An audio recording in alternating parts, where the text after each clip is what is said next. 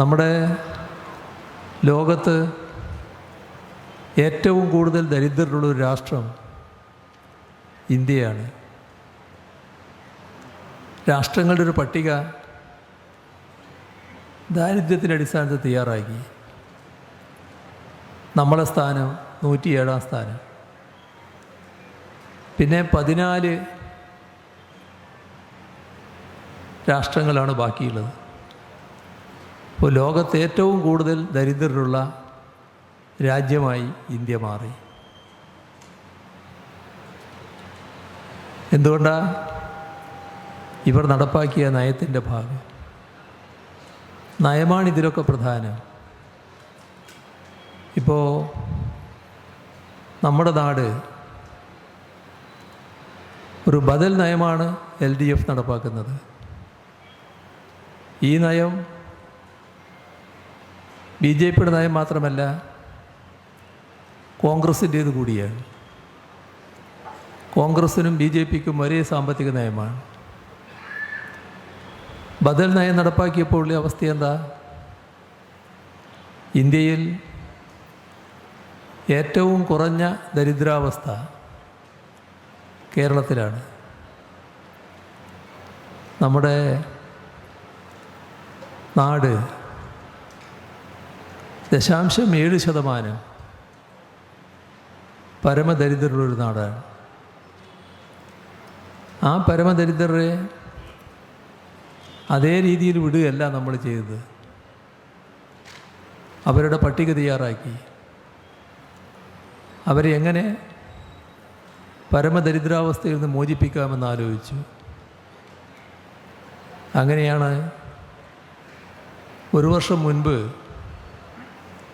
ഒരു 3 വർഷത്തെ പരിപാടി പ്രഖ്യാപിച്ചത്. 3 വർഷം കൊണ്ട് കണക്കാക്കിയ 64,006 കുടുംബങ്ങളെ പരമദരിദ്രാവസ്ഥയിൽ നിന്ന് കേരളത്തിൽ മോചിപ്പിക്കും എന്ന നിലപാടെടുത്തു. അതിലൊരു വർഷം കഴിഞ്ഞു. കഴിഞ്ഞ നവംബർ 1 കേരളത്തിന് മുന്നിൽ മോചിപ്പിക്കാനായ പരമദരിദ്രരുടെ കണക്ക് അവതരിപ്പിച്ചു. ഏകദേശം 40,000-നടുത്ത്. ഇത് കാണിക്കുന്നത് എന്താ? ഈ വർഷം 2ാമത്തെ വർഷം നവംബർ 1 ഏറെക്കുറെ എല്ലാ പരമദരിദ്ര കുടുംബങ്ങളും ആ പരമദരിദ്രാവസ്ഥയിൽ നിന്ന് മോചിതരാകുമെന്നാണ്. എന്നാൽ ഉറപ്പായി കാണേണ്ട കാര്യം, നേരത്തെ പ്രഖ്യാപിച്ചതുപോലെ 2025 നവംബർ 1 ഒരു കുടുംബവും പരമദരിദ്രാവസ്ഥയിൽ ഇല്ലാത്തൊരു സംസ്ഥാനമായി കേരളം മാറും.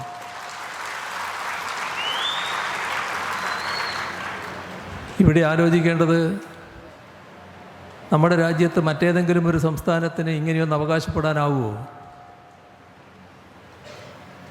പോട്ടെ, ഇത്തരമൊരു പരിപാടി ഞങ്ങൾ അവതരിപ്പിക്കുന്നു എന്ന് പറയാൻ ഏതെങ്കിലും സംസ്ഥാനത്തിന് കഴിയുമോ?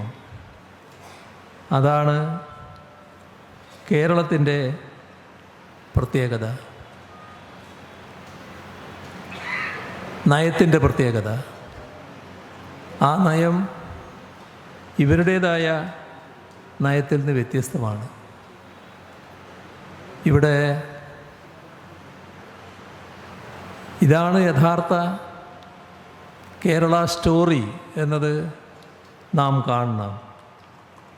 ഇപ്പോൾ കേരള സ്റ്റോറി എന്ന സിനിമ അത് ടാക്കീസിലും ആളുണ്ടായില്ല. പിന്നെ ദൂരദർശൻ കാണിക്കാൻ പുറപ്പെട്ടപ്പോൾ അവിടെയും ആളുകൾ കാണാനുണ്ടായില്ല എന്നൊക്കെ റിപ്പോർട്ടുകൾ വന്നല്ലോ. എന്താണ് കാരണം? കേരളത്തെക്കുറിച്ച് പെരുന്നുണ അവതരിപ്പിക്കുമ്പോൾ കാണാൻ പ്രേക്ഷകർക്ക് താല്പര്യമില്ല എന്നുള്ളത് തന്നെയാണ്. കേരള സ്റ്റോറി എന്നാണ് ആ സിനിമയ്ക്ക് പേര് നൽകിയത്. അതിനെന്താ കാരണം? ഇപ്പോൾ ദേശീയ തലത്തിലായാലും അന്താരാഷ്ട്ര തലത്തിലായാലും ചർച്ച ചെയ്യപ്പെടുന്നൊരു പേരാണ് കേരളം. നാം വലിയ സമ്പത്തുള്ള രാഷ്ട്രമൊന്നുമല്ലെങ്കിലും വലിയ തോതിൽ വ്യത്യസ്തതയാർന്ന നേട്ടങ്ങൾ കൈവരിച്ച സംസ്ഥാനമാണ്. അതുകൊണ്ട് തന്നെ എല്ലാ രീതിയിലും വ്യത്യസ്തമായാണ് കേരളം നിലനിൽക്കുന്നത്. ഇപ്പോൾ വൈവിധ്യങ്ങൾ, ആ വൈവിധ്യങ്ങളുടെ ഐക്യം കേരളത്തിൻ്റെ ഏറ്റവും വലിയ സവിശേഷതയായാണ് നിൽക്കുന്നത്. ഇവിടെ എല്ലാ ഊന്നലും ജനക്ഷേമത്തിലാണ്. ജനക്ഷേമം എന്ന് പറയുമ്പോൾ അത് പാവപ്പെട്ടവരെ കണ്ടുകൊണ്ട നയമാണ്.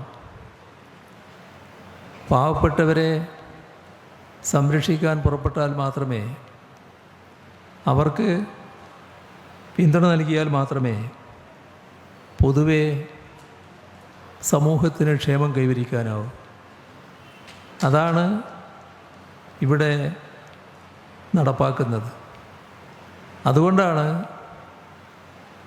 BJP ഗവൺമെൻറ് തന്നെ നീതി ആയോഗ് ഏറ്റവും ഉയർന്ന മാനവശേഷി സൂചിക കേരളത്തിൻ്റേതാണ് എന്ന് സാക്ഷ്യപ്പെടുത്തിയത്. അതാണ് കേരളം നമ്പർ 1 പല കാര്യങ്ങളിലും നിൽക്കുന്നതിന് ഇടയാക്കുന്നത്. ഇവിടെ ഏറ്റവും പ്രധാനപ്പെട്ടൊരു കാര്യം, BJPയുടെ അജണ്ട ഏതെങ്കിലും ഒരിനത്തിൽ മാത്രമല്ല, പല ഇനങ്ങളിലായി വ്യാപിച്ച് കിടക്കുന്നതാണ്. യഥാർത്ഥത്തിലത് RSS അജണ്ടയാണ്. ആ RSS അജണ്ടയെ നിരാകരിക്കുന്ന സംസ്ഥാനമാണ് കേരളം. അതുകൊണ്ട് തന്നെ കേരളത്തിന് രാജ്യത്തിൻ്റെ സാമൂഹ്യ വികസന മണ്ഡലത്തിൽ 1-ാം സ്ഥാനം കൈവരിക്കാൻ കഴിഞ്ഞിരിക്കുന്നു. ഇത്തരമൊരു 1-ാം സ്ഥാന ലബ്ധിയോടെയാണ് കേരളത്തിനെതിരെയുള്ള സംഘപരിവാർ ആക്രമണം ശക്തിപ്പെട്ടത് എന്ന് നാം കാണണം. ഇവിടെ സംഘപരിവാറിൻ്റെ ശത്രുതയാണ് യഥാർത്ഥത്തിൽ കേരള സ്റ്റോറി അടക്കമുള്ള നുണകൾ പ്രചരിപ്പിക്കുന്നതിന് ഇടയാക്കുന്നത്. ഇവിടെ നാം കാണേണ്ടത് ഒരൊറ്റ കേരള സ്റ്റോറിയേ ഉള്ളൂ. അത് കേരളം നമ്പർ 1 എന്ന യഥാർത്ഥ കേരള സ്റ്റോറിയാണ്. RSS അവരുടെ വർഗീയതയുടെ പ്രചരണായുധമായാണ് ആ സിനിമ ദ കേരള സ്റ്റോറി ഉപയോഗിക്കുന്നത്. ഏറ്റവും സൗഹാർദ്ദത്തോടെ ജീവിക്കുന്ന ജനങ്ങളുള്ള ഈ നാട് സ്വാഭാവികമായും അത് നിരാകരിക്കുകയും ചെയ്തു.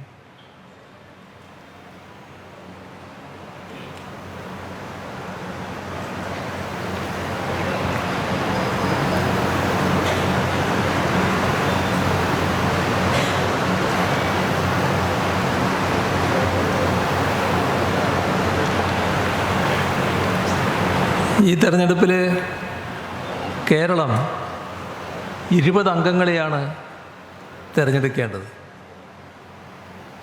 20 അംഗങ്ങൾ തിരഞ്ഞെടുക്കേണ്ട ലോക്സഭാ തിരഞ്ഞെടുപ്പിൽ കഴിഞ്ഞ തവണ നമ്മുടെ നാടിന്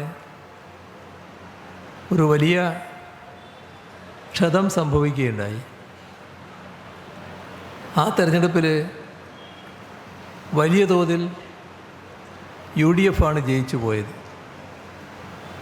അതിനിടയാക്കിയ കാര്യങ്ങൾ ഇപ്പോൾ ജനങ്ങൾ നല്ലതുപോലെ തിരിച്ചറിഞ്ഞ കാലമാണ്. എങ്കിലും ഒന്ന് ഓർത്തു പോകുന്നത് നല്ലതാണ്. തിരഞ്ഞെടുപ്പിൻ്റെ പ്രചരണഘട്ടം ഒരു ഘട്ടമായപ്പോൾ കോൺഗ്രസ് നാടുനീളെ പ്രചരിപ്പിച്ചു, ഇവിടെ ആർക്കും കേവല ഭൂരിപക്ഷം ഉണ്ടാവില്ല. ഏത് പാർട്ടിക്കാണോ ഏറ്റവും കൂടുതൽ അംഗബലം ആ പാർട്ടിയുടെ നേതാവിനെയാണ് ഗവൺമെൻറ് രൂപീകരിക്കാൻ ക്ഷണിക്കുക. കോൺഗ്രസ്സിന് ഏറ്റവും കൂടുതൽ അംഗബലമുള്ള പാർട്ടിയാകാൻ കഴിഞ്ഞില്ലെങ്കിൽ അത് BJP ആണ് വരുന്നതെങ്കിൽ BJPയെ വിളിക്കും. അപ്പോൾ അത് ഒഴിവാക്കാൻ ഒരു മാർഗ്ഗമേ ഉള്ളൂ, കോൺഗ്രസ്സിന് ഏറ്റവും കൂടുതൽ അംഗബലം വേണം. അപ്പോൾ നിങ്ങൾ ഇത്തവണ കോൺഗ്രസ്സിനെ ജയിപ്പിക്കണം. നമ്മുടെ സഹോദരങ്ങൾ മലയാളികൾ ശുദ്ധമനസ്കരാണല്ലോ. അവരിങ്ങനെ ആലോചിച്ചു, LDFും UDFും എല്ലാം BJPക്കെതിരാണ്. പിന്നെ ഗവൺമെൻറ് രൂപീകരിക്കാൻ ഈ പറയുന്നത് ശരിയല്ലേ? അപ്പോൾ കോൺഗ്രസ് ജയിച്ചു പോകുന്നതല്ലേ നല്ലത്? LDFിനോടൊരു വിപ്രതിപത്തിയുമില്ല.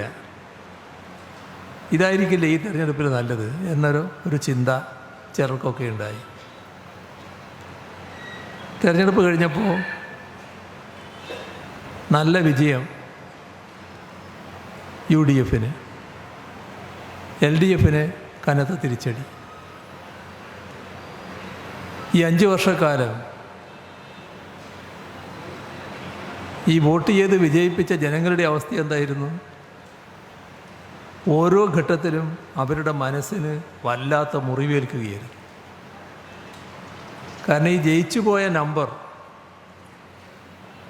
അന്നത്തെ അല്ല ഇപ്പോഴത്തെ നമ്പർ നമുക്കെടുക്കാം. 20-ൽ 18 UDF, 2 LDF, ആലപ്പുഴയിലെ ആരിഫും കോട്ടയത്തെ തോമസ് ചാഴിക്കാടൻ. അപ്പോൾ 18 അംഗ സംഘം കേരളത്തിൽ നിന്ന് UDFിൻ്റേതായി ലോക്സഭയിൽ. എന്താണ് അവർ സ്വീകരിച്ച നില? ഏതെങ്കിലും ഘട്ടത്തിൽ കേരള തനിമയുടേതായ നിലപാട് സ്വീകരിക്കാൻ അവർക്ക് കഴിഞ്ഞു? നമ്മുടെ രാജ്യത്ത് മതനിരപേക്ഷതയെ, ജനാധിപത്യത്തെ, സ്വാതന്ത്ര്യത്തെ, നമ്മുടെ ദേശീയോദ്ഗ്രഥനത്തെ എല്ലാം പ്രതികൂലമായി ബാധിക്കുന്ന എന്തെങ്കിലും പ്രശ്നങ്ങൾ വന്നാൽ കേരളത്തിൻ്റെ ശബ്ദം സാധാരണ പാർലമെൻറ്റിൽ ഉച്ചസ്ഥായിയിൽ മുഴങ്ങുമായിരുന്നു. ഈ കഴിഞ്ഞ 5 വർഷം അത് വളരെ നേർത്തതായിപ്പോയി. കാരണം 2ൻ്റെ ശബ്ദമേ ഉള്ളൂ, 18 നിശബ്ദം. ഒരുപാട് സംഭവങ്ങളുടെ ആകെ വിശദാംശങ്ങളിലേക്ക് ഞാൻ പോകുന്നില്ല. ഇപ്പോൾ മതനിരപേക്ഷതയെ ഏറ്റവും പ്രതികൂലമായി ബാധിക്കുന്ന ഒന്നാണ് മതാടിസ്ഥാനത്തിൽ പൗരത്വം നിശ്ചയിക്കൽ. ആ കാര്യത്തിൽ കോൺഗ്രസിൻ്റെ ശബ്ദം എവിടെയെങ്കിലും കേട്ടോ? ഇപ്പോൾ കേട്ടോ? ഏതെങ്കിലും തരത്തിൽ അതിനെ എതിർക്കാൻ തയ്യാറായോ? കോൺഗ്രസ് പൂർണ്ണ നിശബ്ദമാണ്. ഇപ്പോൾ പ്രകടന പത്രിക പുറത്തിറക്കി, അതിൽ പറയുന്നുണ്ടോ? അതിലും പറയുന്നില്ല. ഇതാണ് അവസ്ഥ.